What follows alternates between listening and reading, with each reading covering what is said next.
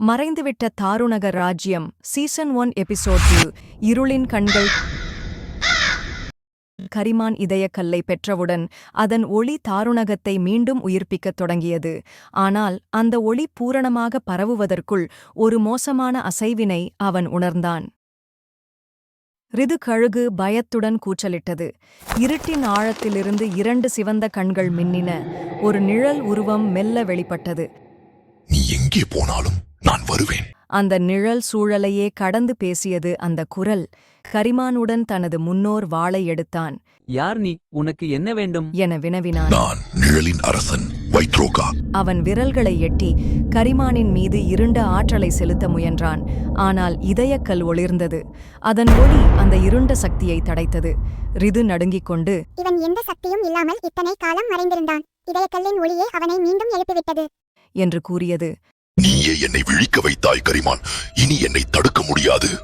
என் இருளால் தாருணகத்தை முழுவதுமாக விழுங்கி விடுவேன் என்று வைத்ரோகா சிரித்தான்.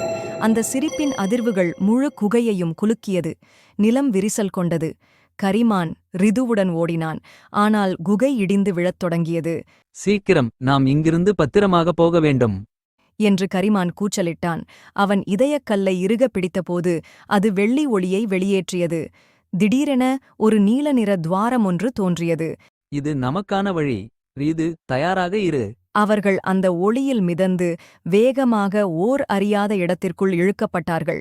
இறுதியாக குகை முழுவதுமாக இடிந்து விழ வைத்ரோகா கரிமானின் செல்லும் பாதையை கண்கள் சிதற பார்க்கிறான். நீ எங்கே போனாலும் நான் வருவேன். இந்த வசனம் வைத்ரோகாவின் கொடூரத்தையும் அவன் கரிமானை தொடரும் சாபத்தையும் குறிக்கிறது.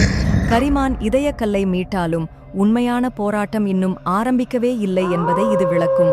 இந்த வரிக்கு பின்னால் இருக்கும் மர்மம் சீசன் 1 எபிசோட் 3 வலுப்பெறலாம். காணத் தவறாதீர்கள். இதுபோன்ற கதைகளை கேட்க மறக்காமல் நமது சேனலை சப்ஸ்கிரைப் செய்யுங்கள்.